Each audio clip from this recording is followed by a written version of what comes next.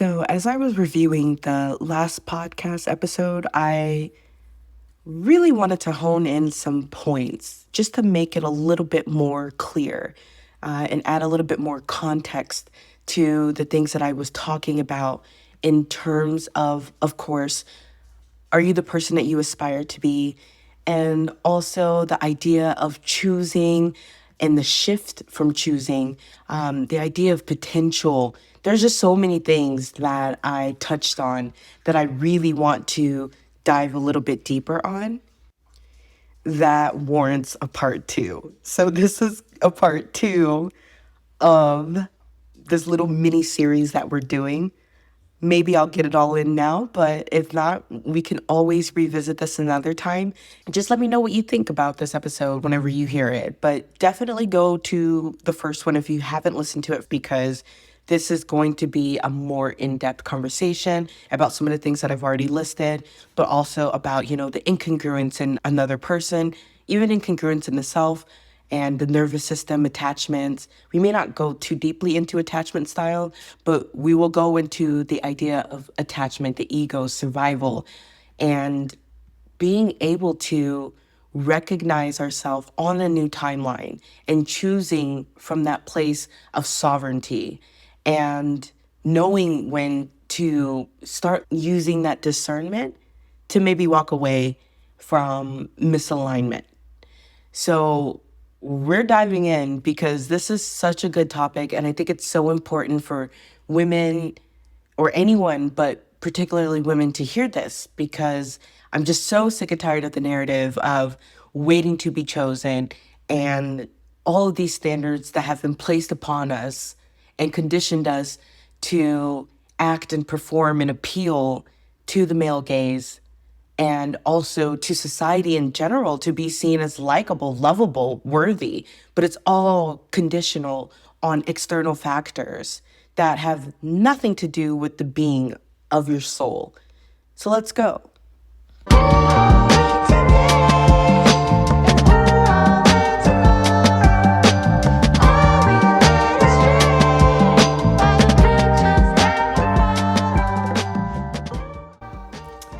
Hi, welcome to the You Are Limitless podcast. I'm your host, Chiko, or Madam Chiko, and it's always a pleasure to be here. It's going to be a wonderful conversation that we're having today.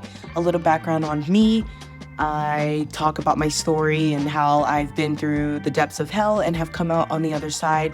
And now I just feel called to be able to help others recognize that they are not subjected to the trauma and the hardship and the suffering that they have experienced, that you've probably experienced in your life. And to some degree, I'm sure there has been a sense of identity that has been formulated out of these traumatic experiences. And I've been there. I know what it's like. And if you want to hear my story, go to episode 3. I finally have it memorized now, just to get more context if that's important to you. Otherwise, let's just dive on in, because we need more voices talking about these very disempowering, disconnected, distorted perceptions and views and programmings, essentially, that we have been conditioned to be. And it's not an accurate, authentic representation of our soul, of our true nature. And a lot of us live life kind of wondering why something feels off, why something feels missing. And then we attempt to fill this in so many different ways. We can call them distracting ways, that it never fully ever leaves you feeling full and whole and complete, which is I'm sorry, but that is a distortion in and of itself, that we are not wholly complete right there. And we're told this from a young age, hence why we start to perform, hence why we search for validation and so forth. So I'm going to try to break this up into 2, 3, 4 sections, why we choose potential, which includes the validation and chemistry of another person and the attention that we seek and we receive, and how that is so addicting, and also the ego's desire to be seen in a certain light.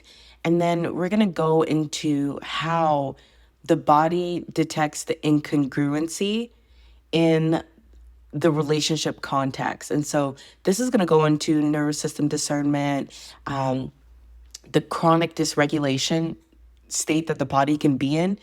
And I've already mentioned this before, not a nutritionist or anything like that. I am just using my own experiences and the experiences of those I've worked with and some research to be able to speak on this. And also, we're going to touch on what's a good one? What conscious selection requires, what it means whenever you are operating at that state of sovereignty, of divinity, and what that looks like. And that includes like behavior standards, your ability to remain present, and another person's ability to remain present, and choosing an actual life rather than banking on a hypothetical future.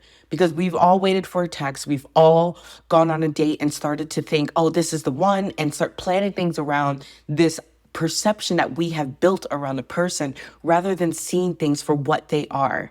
And so the other thing that we're also going to embrace, I think, will be how to release without invalidating a connection. I think that's important because I mentioned in the last episode that we're not here to make anybody bad or wrong or stack up all these reasons why they are not aligned in a way that makes them to be the villain, essentially. I think that that's an egoic protective mechanism that is not necessary when you just understand how you can make things very, very simple in terms of grieving that connection and really understanding that every connection has its place. Nothing is a waste. And just because there's a connection doesn't mean that the connection has to continue. And sometimes they aren't meant to continue. Once you meet that spiritual appointment, so to speak, you've met it. That doesn't mean that the appointment has to turn into anything else. And so we're going to honor that. We're going to honor it without turning into a victim and without creating a villain in someone simply because you don't like the way you chose. Let's be real. Like, we've all been there where we're just like, why the hell did I choose this? But in reality, if we turn it back on ourselves, not in a I'm blaming myself way, but I'm able to recognize patterns. Like, I love pattern recognition. Just don't get too caught up in it. Like, once you see something, let it go. So are you choosing a person who exists, or are you choosing to believe your love could help them become something else? And then another thing I think we can talk about rather briefly, and maybe not in this order, but I also think it's important to like elaborate on what I was talking about in terms of there being an incongruence in a relationship where that person is not aspiring to be the person they want to be or is not there. And so it creates an incongruence when you're already there, when you're already on the path of healing, when you're already on your own journey. It creates this incongruence. And I think it's really important to recognize when you start to abandon yourself in order to keep a relationship alive for whatever reason. Could be tied to survival, could be tied to that initial spark. It could be an addiction, just that dopamine hit you get from someone choosing you and being chosen, essentially. So, and a chronic dysregulation that comes from that. And so I'm really excited about all this. And I hope that already this is starting to land in your system, in your nervous system. Okay. So I think the first thing worth recognizing when we talk about why we choose potential is that it's rarely as simple as ignoring red flags or being naive about another person. Sometimes we choose potential because we are genuinely seeing something in another person that they may not yet be able to see within themselves, or that they have not consistently accessed within themselves. And what I mean by that is like typically whenever you're like in the dating stage or the talking stage, everyone's kind of putting on their best act, right? And it's not necessarily that it's false. Yes, it's performative, but it's not false, okay? It's like you're tapping into a dormant self, a self that you haven't really gotten to explore, and someone activates something within you and your defenses are typically down, right? And there's more tenderness within yourself. And so we can definitely kind of let up on the gas when it comes to shaming ourselves over why we choose potential. The problem is not necessarily that our perception is false. The problem is that we begin treating what we're perceiving as if it already exists, as if we already know the character. And so we confuse that energetic possibility with embodied capacity. Okay? It's like we see the tree sprouting, yet the seed was just planted into the soil. And so potential can be real while still being relationally unavailable. And so this is why it's so important if we look at the last episode of, are you the person you aspire to be? Because someone may be sincerely aspirational, and it may be completely authentic, but aspiration is not the same as embodiment, okay? And embodiment looks so different than just financial stability, physical health, capable of leading a relationship. Like we women, we're always like, oh, I need a leader and he needs to be financially stable. He needs to have his own place. He needs all these things. Don't get me wrong. I'm not saying that those things don't matter, but that's not the same as embodiment within the self. And I really want to hone that in because a lot of times what I hear in terms of why relationships are ending is because he wasn't able to be present, we couldn't communicate, he was shut down. And by the way, this episode is geared towards women, but the same can be said for men speaking on women. And again, we are speaking in terms of hetero relationships. However, this applies across the board. This is just the lens that I'm teaching this through, okay? So I just want to really hone that in too. But a person can mean everything that they tell you and still lack discipline, courage, self-awareness, or willingness that is required to make the aspiration, the potential true. And so this is kind of what makes potential so seductive. And you may not be responding to a lie. You may be responding to something genuine that has not yet become embodied in someone's life. Now, if this is where you are and you are aspiring to be the person that you have always been, are meant to be, you're on a healing journey, you're watching your triggers, you're sitting with yourself, you're okay with being alone, then you would be able to see the difference between potential and what's here and now and be able to make a decision from then.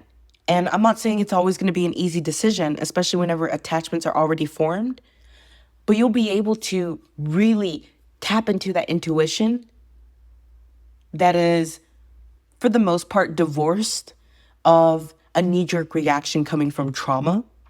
You know, sometimes I think people are like, trust your intuition, trust your intuition. Well, sometimes if you have dealt with a lot of trauma that has not been healed, that has not been integrated, the shadow side of you that has not been witnessed, then your intuition may also be mixed in with anxiety. And so being able to know the difference between anxiety, that will be very helpful in terms of being able to decide for yourself whether you want to continue with someone based off of a potential. We're looking for that validation. And we see that whenever we see potential.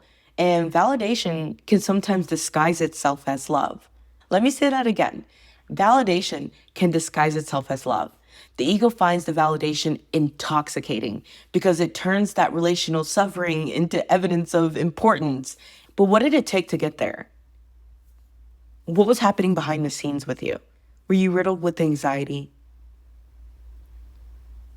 Were you thinking of all the different scenarios as to why he didn't respond? Were you overthinking a date that y'all had? Like, there's just so many things. And it's a disguise. It's just not love. So when you no longer are waiting to be chosen, then your ego starts to transform as well. You start to train the ego to not look for the validation out there. But just know that not only is it that we're seeking validation, but there's also hope. Hope that we're not doomed. Hope that we're not doomed to die alone. Hope that our life has some meaning and we're looking for that out there. And so we can honor all these emotions and feelings and perspectives that we are experiencing. We don't need to shame ourselves for it, but we do need to recognize it. And we do need to recognize that this is a direct block.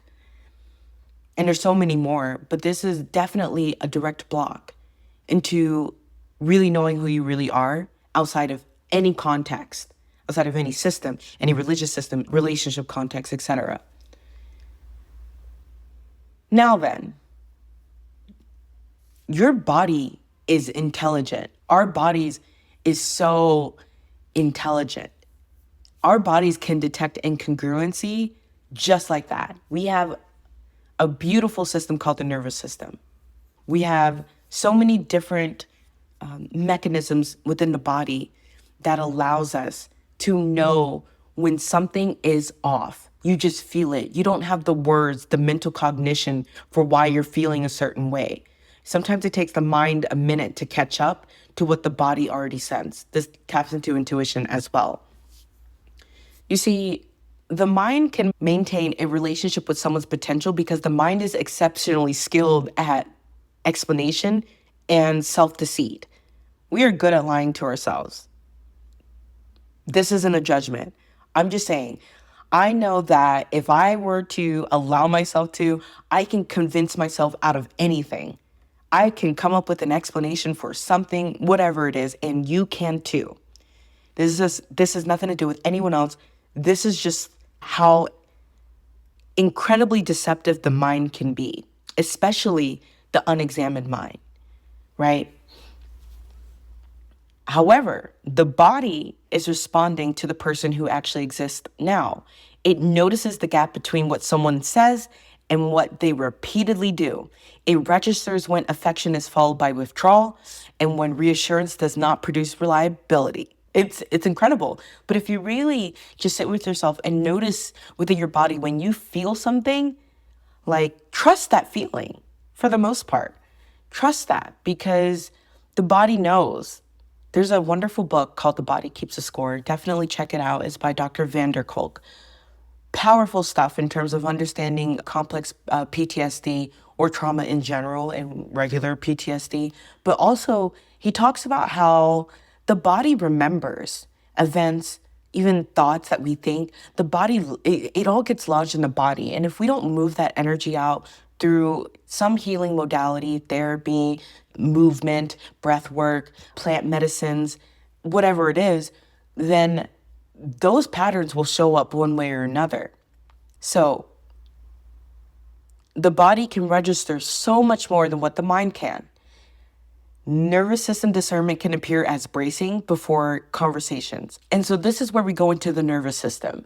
And the nervous system can discern bracing before a conversation, repeatedly checking your phone, rehearsing how to express a basic need, monitoring subtle changes in tone, losing sleep after interactions, or even feeling temporarily relieved rather than genuinely secure when contact does happen. And this is what I call the crumbs, where we're settling for crumbs. You get just a little bit just to keep you going. And again, it's because you're not choosing yourself. You're allowing someone to decide whether they choose you. So while none of these sensations proves that a relationship is wrong, but it is wisdom. It is where you can apply discernment and where you can look into patterns because patterns matter.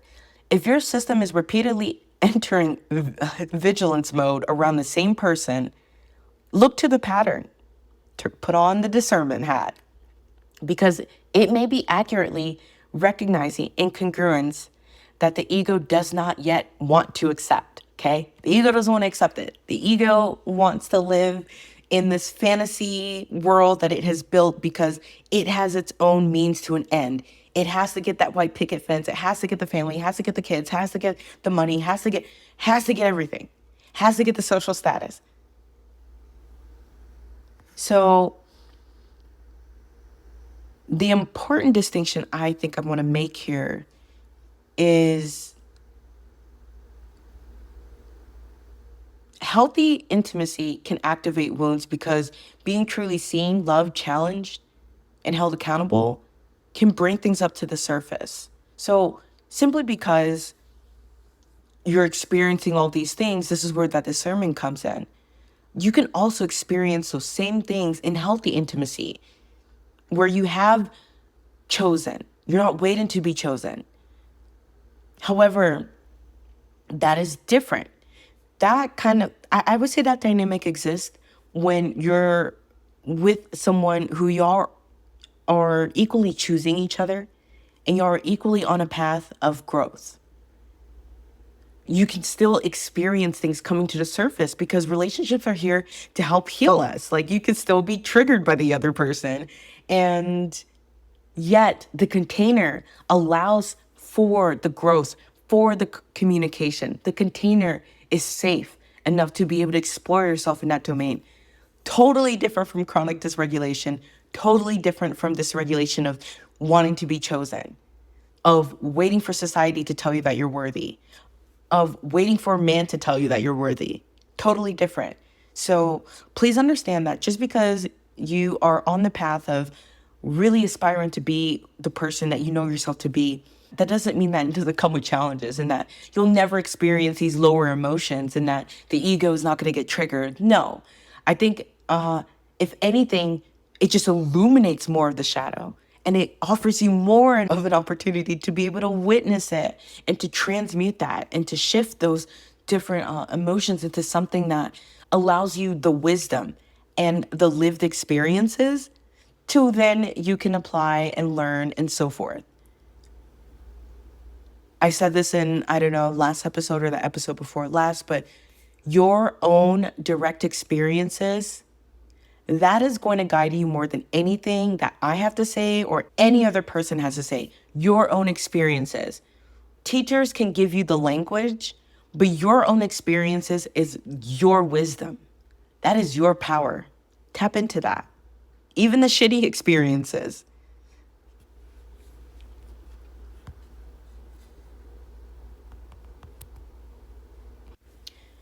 So once you stop selecting a man or a person according to potential, chemistry, or the validation of being chosen, you can then begin to select according to present capacity. Conscious selection asks whether the person's actual life and not merely their language matches the frequency to which that you're operating on. This also requires you to take your time. Like, I think many of us are rushing into things for whatever reason. Like, we've got nothing but time, believe it or not. Don't listen to what people say about biological clocks and I have to have all of this by this age. That is so comical. It's a fallacy. By whose standards? You know, most of my life has not been on a timeline that society recognizes as the optimal timeline. Okay. I went back to school in my late 20s. Okay. So don't listen to what society says about you have to have this by this certain time and in this order. Okay. We have to take our time with this because that's going to allow for you to consciously select who it is that you want to pursue. And this is not just for those who are aspiring to be, but I'm also speaking to my ladies who are already there and they feel like they cannot find a partner. So I'm going to pose some questions that I think will help whenever you're choosing or whenever you're talking to someone. Does this person possess the emotional capacity to remain present? Does this person possess the emotional capacity to remain present when intimacy becomes uncomfortable?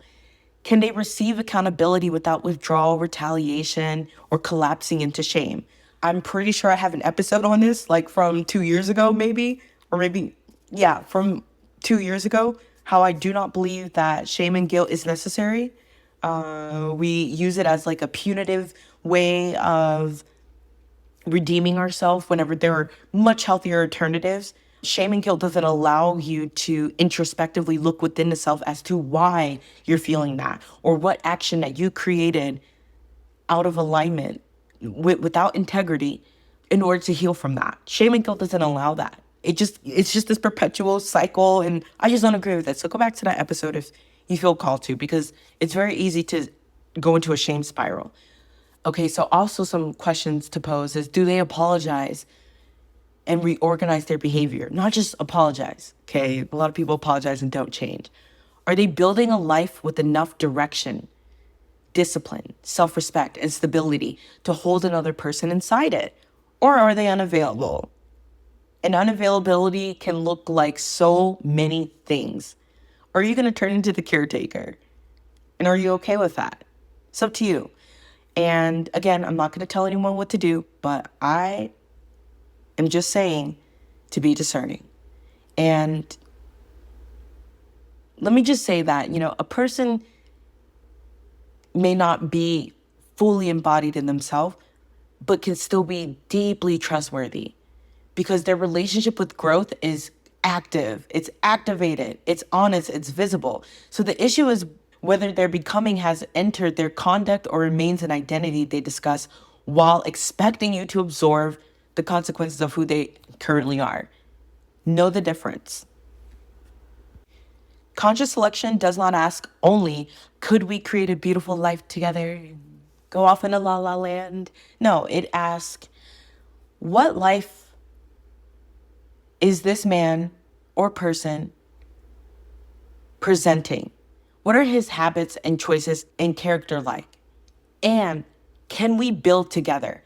And honestly, he should be thinking the same thing about you in terms of everything I'm saying to you as a woman. It's the same thing that a man should be contemplating as well. Like this is what conscious selection would look like. This goes beyond just chemistry and dopamine and all of these things and the car and the house and what he has and the have and have nots. Like this goes much, much deeper.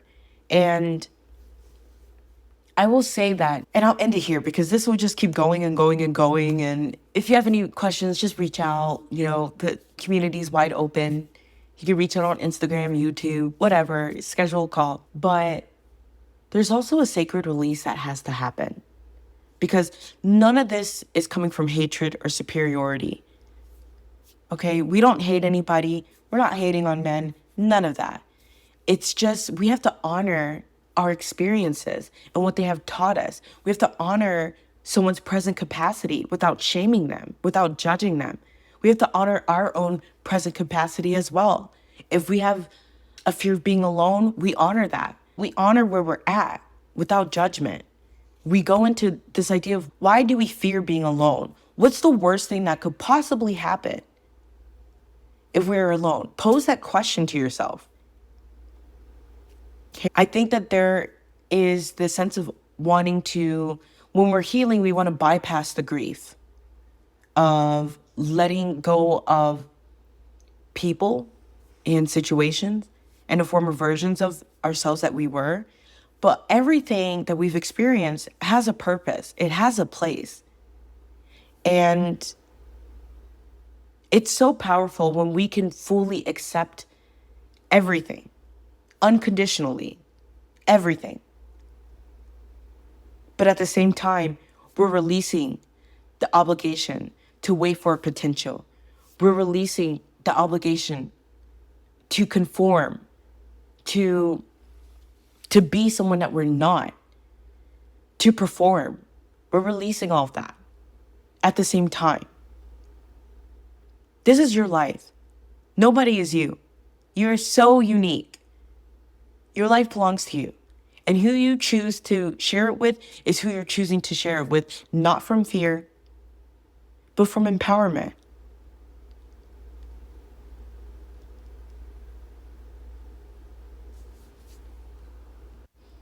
So simply, we're just no longer going to remain where embodiment is absent simply because the connection was meaningful. That is it. And I'm so happy that I'm elaborating even deeper on this but there's no podcast episode that's ever going to fully encompass the multiple different moving pieces, different facets of your particular situation or of anyone's particular situation.